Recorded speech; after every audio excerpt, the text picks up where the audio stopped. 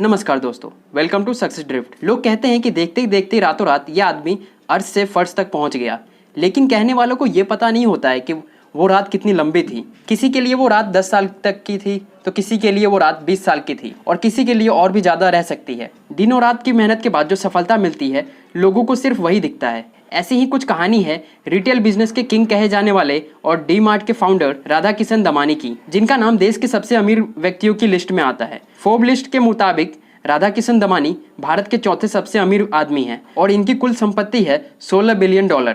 हालांकि बहुत कम लोग जानते हैं कि रिटेल बिजनेस के किंग राधा किशन दमानी ने अपने करियर की शुरुआत शेयर बाजार में निवेशक के तौर पर की थी, लेकिन डी मार्ट का एक आइडिया ने उन्हें रिटेल बिजनेस का किंग बना दिया। अपने इस आइडिया के कारण ही राधा किशन दमानी रातों रात भारत के सबसे अमीर लोगों की सूची में आने लगे।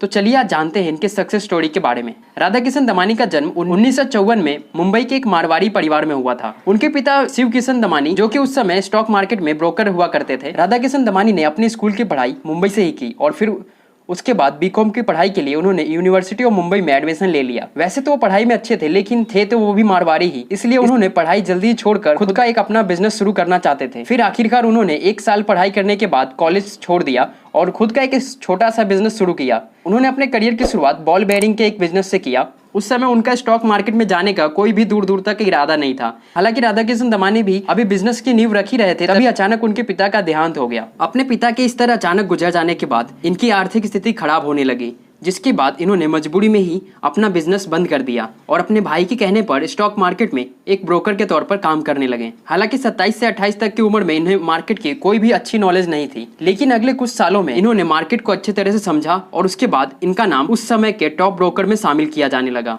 और कुछ साल इसी तरह स्टॉक ब्रोकर के तौर पर काम करने के बाद उन्हें समझ आ गया था कि अगर कुछ बड़ा करना है तो सिर्फ एक ब्रोकर नहीं बल्कि एक इन्वेस्टर बनना पड़ेगा। फिर उन्होंने इन्वेस्टमेंट के गुण सीखे और एक अच्छे इन्वेस्टर बने। सब कुछ सही चल रहा था, लेकिन फिर 1992 में हर्षद मेहता का स्कैम सामने आ गया और इसके बाद इन्होंने स्टॉक मार्केट को छोड़कर बिजनेस शुरू करने के बारे में सोचा। राधा किशन दमानी को शुरुआत से ही कंज्यूमर कंपनी के प्रति एक लगाव सा था और इस बिजनेस के बारे में उन्हें थोड़ी बहुत जानकारी भी थी, इसलिए वो इससे मिलता जुलता ही बिजनेस शुरू करने के बारे में सोच रहे थे। फिर साल 1999 में उन्होंने दामोदर मॉल के साथ मिलकर अपना बाजार नाम का एक कॉर्पोरेटिव डिपार्टमेंट स्टोर खोला, लेकिन उन्हें इसका बिजनेस मॉडल पसंद नहीं आया, जिसके चलते उन्होंने कुछ और करने के बारे में सोचा। वो अमेरिका की सबसे बड़ी सुपरमार्केट चेन वॉलमार्ट से काफी ज्यादा प्रभावित थे और वैसा ही कुछ भारत में शुरू करना चाहते थे। अब क्योंकि उस बिजनेस के बारे में उन्हें खास कोई जानकारी नहीं थी, इसलिए इसको समझने के लिए वो कई बार अमेरिका भी गए। साल 2002 में जब उन्हें लगा कि इस बिजनेस के बारे में वो अच्छी तरह समझ चुके हैं, तब उन्होंने डी मार्ट कंपनी की शुरुआत की। लेकिन दमानी जी के पास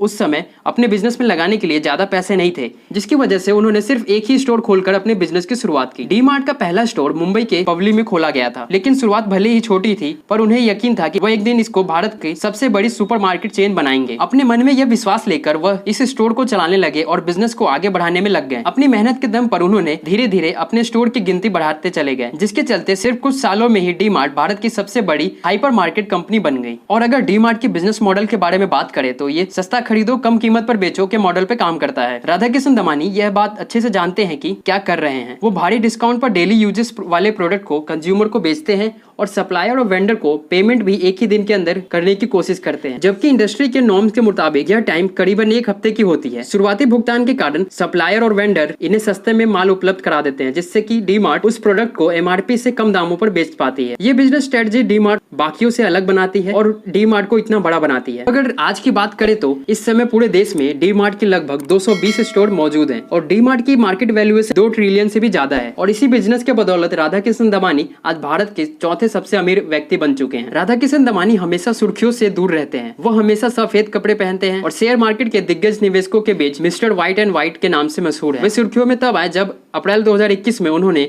1001 करोड़ का सबसे महंगा बंगला खरीदा। तो देखा दोस्तों कैसे राधा किशन दमानी ने अपने बिजनेस की एक छोटी शुरुआत कर आज इतने बड़े मुकाम को हासिल किया। तो आज के इस वीडियो में इतना ही। लाइक करें अगर वीडियो काम की लगी हो तो, और कमेंट करके बताइए कि मैं और कौन से मेंटर और बिजनेस के बारे में वीडियो बनाऊं, और शेयर करें इस वीडियो को उन लोगों के साथ जिन्हें बिजनेस में इंटरेस्ट हो या जो कुछ बड़ा करना चाहते हो लाइफ में।